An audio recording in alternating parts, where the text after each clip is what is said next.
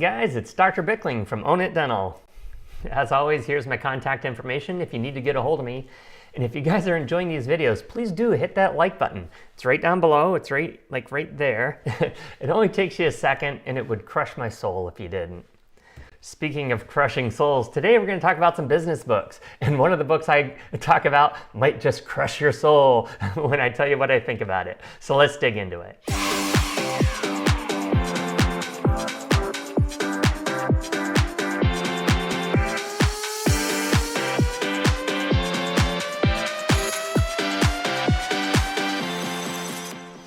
All right, so today we're going to talk about some of my favorite business books. You know, I've been in dentistry for about 24 years and have been owning and running businesses for almost all of that time, for more than 20 of those years. So early on in my career, when I started to learn about the business of dentistry, I started to ask around, you know, what are some good business books that I can read to learn more about the business of dentistry? And of course, the first book that was always recommended is Jim Collins' Good to Great. You know, if you're just to Google best business books out there, this one's going to come up as one of the top books right there. And unfortunately, here's where I'm going to crush your soul because I don't think this is a very good book. Now, I'm not here to dispute some of the information that's in it. A lot of the information that's in it sounds really good. But if we take an objective look at where some of these businesses are today, they may not be as great as the book intends them to be. So let's dig into that just a little bit. So we have the book Good to Great by Jim Collins. And in this book, he talks about these good to great companies, and he uses them as his examples of what are companies that went from good to great, and what are the principles that they used to become great companies. So he has 11 of these good to great companies in this book, and let's just see, you know, where are they now? So let's dig into it a little bit. All right, so the first one's Abbott Laboratories. So let's take a look at Abbott Laboratories over the years, and as you can see over the years, you know, Abbott's actually doing pretty well. Let me grab my pointer here. You know, over the years, Abbott's actually doing pretty well. You know, they're not quite at their all-time highs. You know, they've kind of dipped down a little bit from it, but yeah, they're doing pretty well. So no complaints there. So maybe Abbott is a great company, but they are down 21% over the last year and a half. So I'm not sure I'd want my money there, but we'll see. You know, time will tell. They're still doing okay. So let's see how that goes. What's the next good to great company here? Oh, there it is, Circuit City. And everybody knows, you know, you probably had one of these in your town and right across from Best Buy, and Best Buy is still there, but Circuit City went bankrupt back in 2009. So that's not exactly a great company.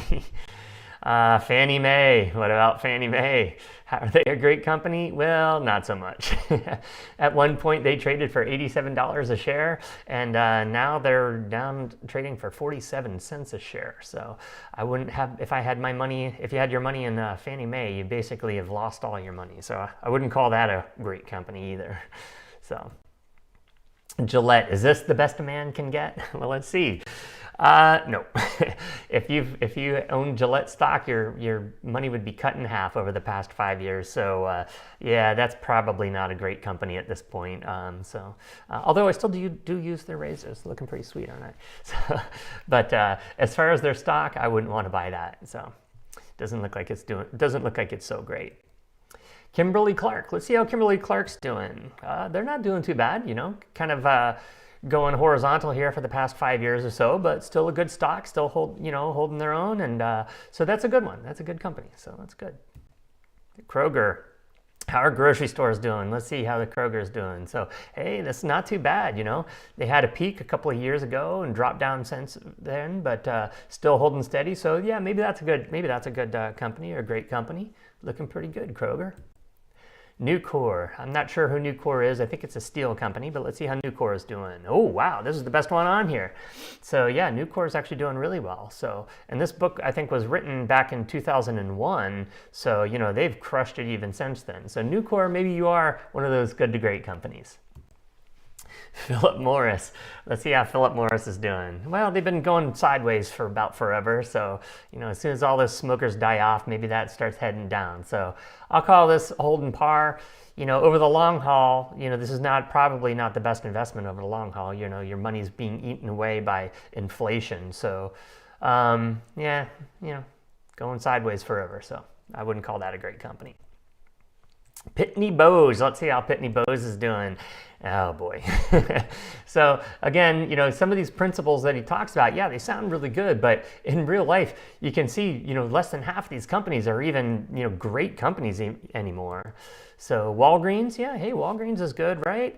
Well, maybe not. So, I remember at one point, everyone was touting Walgreens to be the best, and I even bought Walgreens stock, up around here, and then look what's happened over the last, number of years. So, yeah, so it once traded at $96 a share. Now it's down to about $30 a share. So you would have lost 2/3 of your money if you had your money in Walgreens stock. So I wouldn't exactly call that a great company either. So sorry, Walgreens. I do like Walgreens, but yeah, not the best company.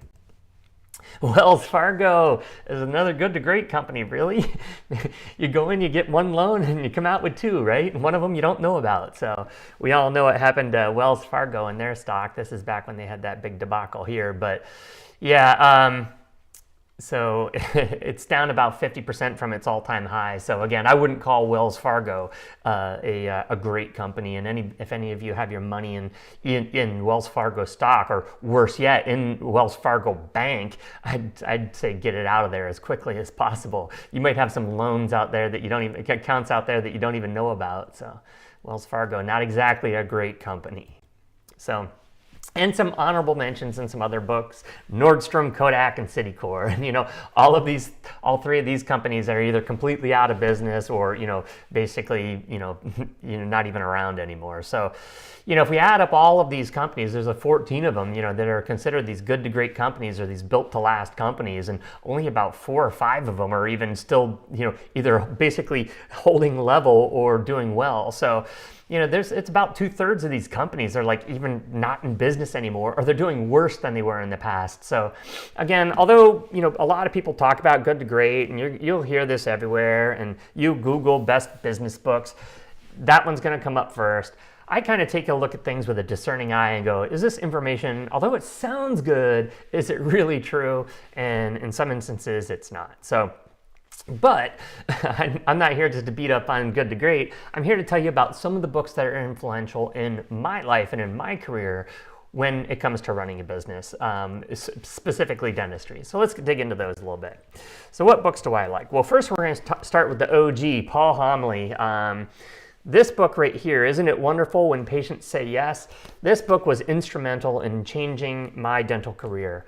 As a young dentist, I would do the same thing that all dentists do. I would just talk at patients, tell them how smart I am, and wonder why they don't accept treatment. But what I didn't realize is that patients really they weren't coming to see me to find out how smart I was. They were coming to see me because they needed a dentist, and they needed a dentist who could communicate with them properly. In this book, he talks about blue spectrum and red spectrum language, and basically what that is blue spectrum language is technical language, red spectrum language is emotional language, and how to blend those two in a conversation to allow the patient to say yes to the treatment. And one of the things that I gained from this was, patients don't buy dentistry based on logic. They buy it based on emotion. We buy everything based on emotion. We justify it with the logic. So this book helped me understand that, you need to use emotional language to get the patient to want to buy the treatment. And then you just justify it with the blue spectrum language, the technical language. And that's what they do to justify the decision in the first place. And he has another book out here. This book is more on speaking, public speaking. Is just because you're interesting just because you're an expert doesn't make you interesting. But it can be applied to patient communication as well. Again, just because you're an expert in dentistry doesn't make you interesting. It doesn't make the patient, want to listen to everything that you know. They didn't go to dental school for a reason because they're not interested in it. So, just because you're an expert doesn't mean that the patient's going to say yes to the treatment. You need to learn how to speak in ways that the patient wants you to speak. And in addition to that, another book that was very influential was this one called The Four-Dimensional Manager. Now, this is about managing teams, but again, it can also be applied to communicating with people. And it talks about the DISC personality types. And I'm not going to go into big details because I do have a video on the DISC personality types. You guys can go back and look that one up. But we're going to talk about the 4 different personality types: the dominant, the influential, the steady, and the C personality, the compliant. I call this one the conscientious one, or these guys just want everything direct. How much? When can we get it done? These guys, they're the bubbly kind, they're the social butterflies. These are the shy and the steady, and they want you to be their dentist, and they only want to see you. And these guys are the ones that are going to ask you a million questions, and you just have to sit there and answer all the questions. So learn about these different personality types, learn how to communicate with people in the personality type that works for them. Okay, so, and again, this is a good book to help describe that a little bit. I'm not going to go into a ton of detail. But DISC personality types was another way that I used to help communicate with patients. Using effective communication skills, here's some things here. One of the things that I used to do that was this book here, Persuasion by Robert Cialdini. Now, again, most dentists, when you go and you start talking to patients, we just start talking at them. We see it, say it. We see what's going on, and we say what's going on, what we see and what they need, and we just talk at them, and we use all this technical language. But I want to give an example. One of the most difficult things for me as a dentist is to tell a patient that they need dentures. To tell a patient that I'm going to have to extract their teeth and put plastic teeth in their mouth. It's very difficult for me to do as a dentist. Even after 24 years of being a dentist, I still have a tough time with that conversation. But with this book, Persuasion, it's about preparing the patient's mind to receive the information that they're about to get.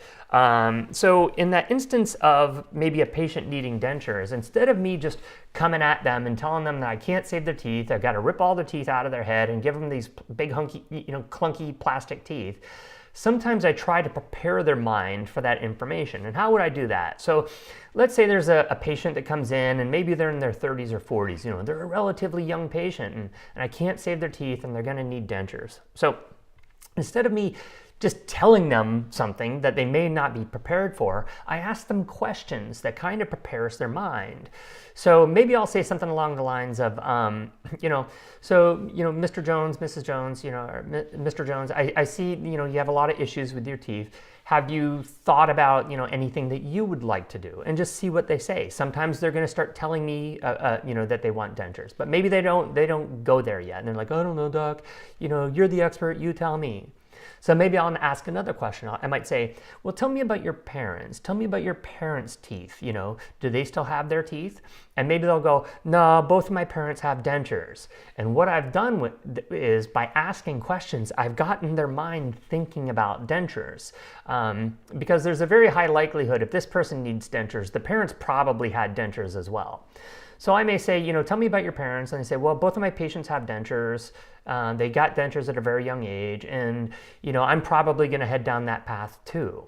And then at that point I go, well, what are your thoughts on that? And they're like, yeah, I'm kind of tired of the headaches. Maybe I just want to get them all ripped out. I'm just not sure if now is the time. And I said, well, and then I might just agree with him. I said, yeah, well, it looks like we're probably heading down that road, and, if that's something that you'd like to do, I'm here for you if and we'll take good care of you and so on and so forth. So in other words, I just don't come at them and tell them that I'm going to rip all their teeth out of their heads and give them dentures. I kind of get their mind ready for the idea of dentures. And I do that by asking questions and kind of going about it and let them tell me about dentures, and then all I have to do is go, okay, and agree with them at the end. So a lot of this stuff, when I'm about ready to tell somebody something, is I'm just setting up their mind to be ready for that information, so that if I do have to tell them something, their mind's already prepared for it, and it doesn't come as quite a shock. Before I get into Code of Trust here, I'm going to talk about another one here. So, let's talk about Code of Trust. So, Code of Trust, Robin Dreeke, he's a former CIA agent, and he used to do intelligence with the Russian spies, particularly give them misinformation. And they always had a saying in the CIA: shields down, information in. So, he couldn't give misinformation to Russian spies until he got their trust, until he brought their shield down. And the same thing is true with patients. Patients come in, they've got their shield up, and when we're talking at them, our words are just bouncing off of that shield. So we've got to get the shield down before the information goes in, and you do that by building their trust. So this is a really good book. He talks about some of the techniques that he uses to build trust with Russian spies, because Russian spies are trained to assume that everybody else is a spy, anybody that talks to them, and to not trust them. So the same thing is true with patients. They come in, a lot of them, they don't trust us. We got to get that shield down before we get that information in. And one of the ways that we can do that is with this book, great book, Never Split the Difference. Chris Voss. Chris Voss was an FBI hostage negotiator, and he has to have 100% case acceptance, right? You can't give away, half of the hostages for half the money. No, you gotta get all the hostages back. And he used something called tactical empathy when he's doing his negotiating. So this is now translated into the private world. How do you use this in dentistry? Just because he's talking with a hostage, just because he doesn't agree with the hostage's message, doesn't mean he can't empathize with the hostage. And sometimes when we're talking to patients, we're trying to give them our version of events. But sometimes it's better just to listen to them and understand them and understand their version of the world. And when you use that, that's called tactical empathy, and that gets the person to like you and trust you because you're listening to them. I can't tell you how many patients have come in to see me for a second opinion. I said, well, tell me about the first opinion. And they said, well, the doctor was trying to push implants on me. And I was like, well, what are your thoughts on that? Well, I don't want implants. And so obviously that first doctor wasn't listening to them. The first doctor was just talking at them. And I would just ask them what they want, what works for them, and then I would go, okay, so again, yes, maybe implants, may work better than traditional dentures, but they didn't work better for that patient. So, just because you may not agree with a patient doesn't mean you can't be empathetic with that patient. And so tactical empathy is another good one here. So Never Split the Difference, great one. And then Code of Trust. And then, we'll get to this one here in a second.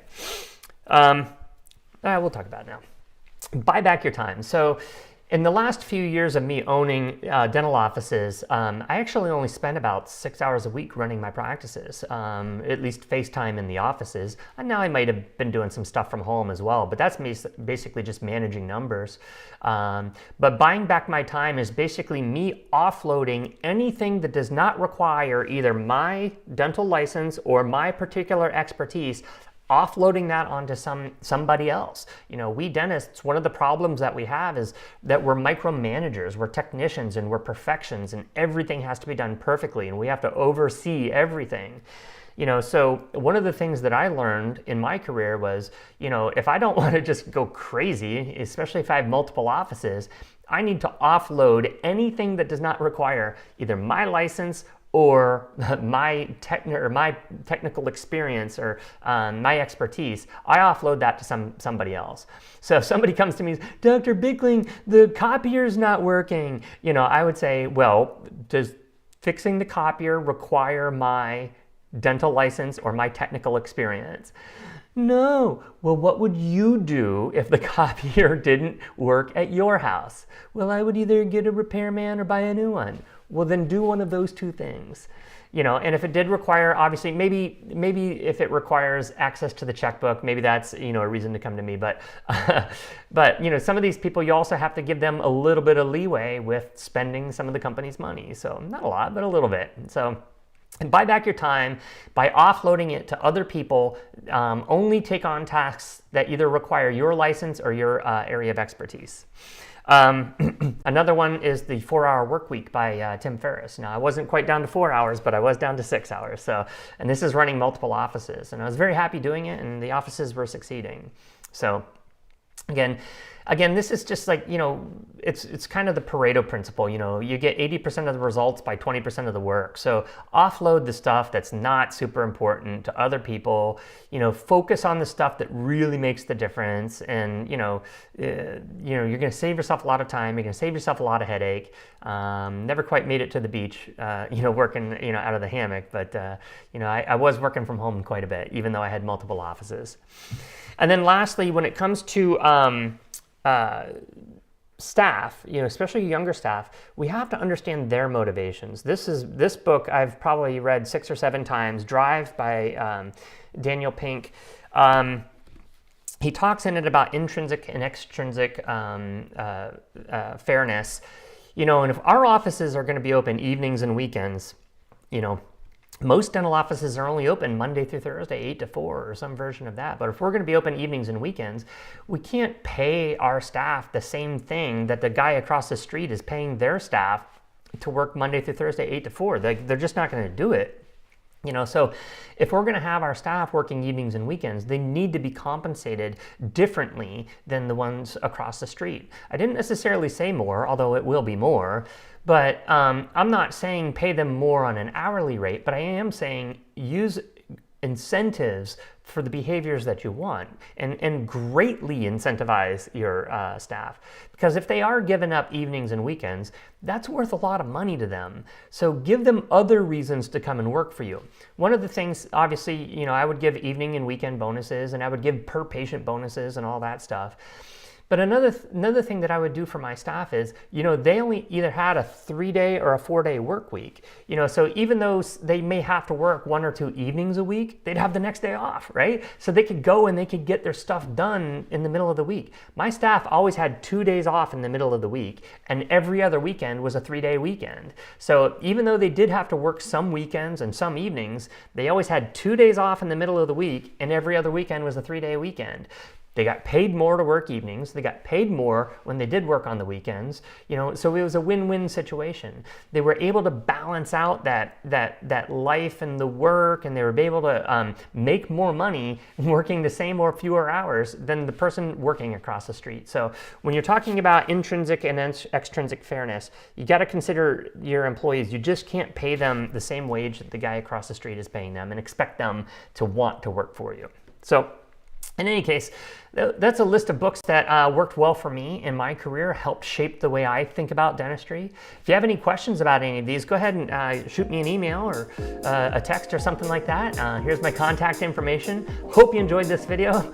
And so that way, maybe you can build a good to great business, or at least one that sticks around for more than a few years. In any case, hope you enjoyed this, and I'll see you on the next one. I'll talk to you soon. Bye. If you enjoyed this video and want to see more content like it, go to ownitdental.com or click the link above and check out my services.